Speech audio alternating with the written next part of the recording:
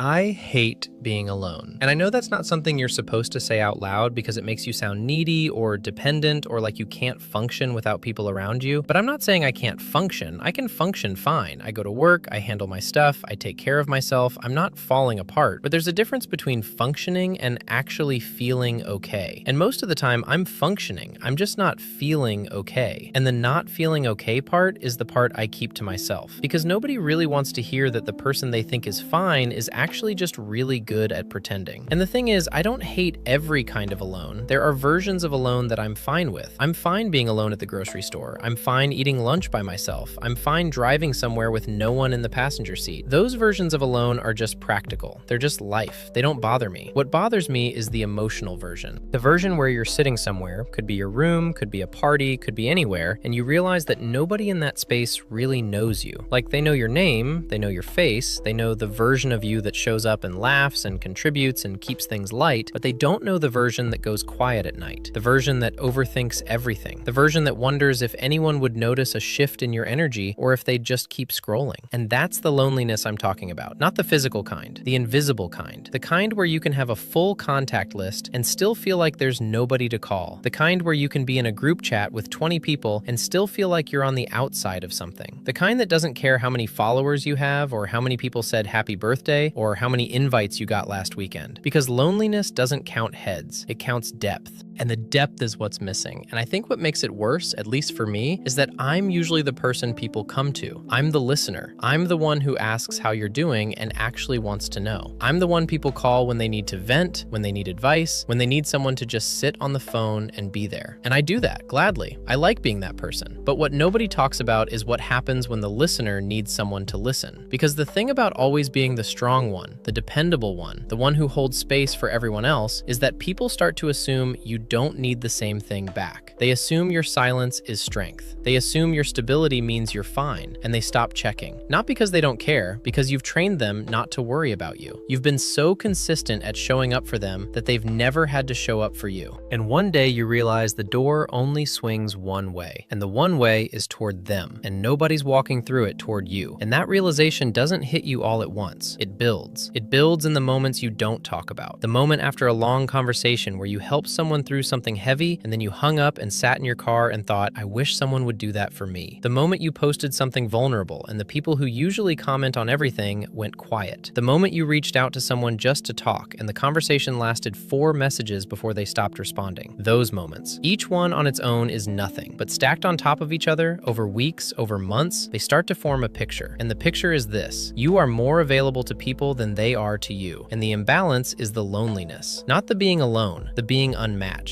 And what's crazy is how normal it starts to feel. That's the part that scares me, because loneliness, when it sticks around long enough, stops feeling like a problem and starts feeling like a personality trait. You stop thinking something is wrong with the situation and start thinking something is wrong with you. Like maybe you're the kind of person who's meant to be on the outside, the kind who's useful but not essential, the kind people appreciate but don't prioritize. And I know how that sounds. I know it sounds like I'm being dramatic or fishing for sympathy, but I'm not. I'm just describing what it actually feels like when you've been the strong one for so long that people forgot you're also a person who gets tired and scared and quiet and needs someone to sit with them without being asked. And the nights are the worst part. I've said that before in other contexts, but it's always true, because the daytime has enough structure and noise to keep loneliness manageable. There's always something to do, somewhere to be, someone to interact with, at least on the surface level. But at night, when all of that drops away, it's just you, your room, your phone that's not buzzing, your thoughts that don't have anywhere else to go except in circles. And the circles always lead back to the same place, the same questions. Does anyone actually know me? Am I just useful? If I stopped reaching out, who would reach in? And you lie there thinking about it. And the thinking makes the room feel bigger. And the bigger the room feels, the smaller you feel inside it. And the smaller you feel, the louder the loneliness gets. And the louder it gets, the harder it is to sleep. And the harder it is to sleep, the more you think. And the cycle doesn't break until the sun comes up and the noise starts again, and you can go back to pretending pretending you're fine. And I think the hardest thing about all of this is that you can't really explain it to people without it sounding like you're complaining. Because on paper, your life looks fine. You have friends, you have family, you have people around you. And if you tried to tell someone, hey, I feel really lonely, they'd look at your life and not understand. They'd say, but you have so many people who love you. And they'd be right. But the love they're describing and the loneliness I'm feeling exist at different depths. They can both be true at the same time. You can be loved and still feel unseen. You can be surrounded and still feel untouched. You can have 100 people who care about you on a surface level and still not have one person who knows the version of you that exists at 2 in the morning when the mask is off and the real thoughts come out. And I don't need 100 people to know that version. I just need one person who asks the second question. Not just how are you, but no, really, how are you? One person who notices when my energy shifts and says something about it instead of letting it slide. One person who reaches out not because I reached out first, but because they were thinking about me and wanted me to know. That's it. That's the whole thing. Not a crowd, not an audience, just one person who sees the quiet version and stays anyway. And I don't have that right now. And I'm not saying that for sympathy. I'm saying it because it's the truth. And the truth, when you say it out loud instead of carrying it silently, loses a little bit of its weight. Not all of it, a little. Just enough to make the night slightly shorter. Just enough to remind you that feeling lonely doesn't mean you're unlovable. It just means you haven't been met at the right depth yet. And the yet is the thing you hold on to. Because the yet means it's still possible. And possible is enough to get through tonight.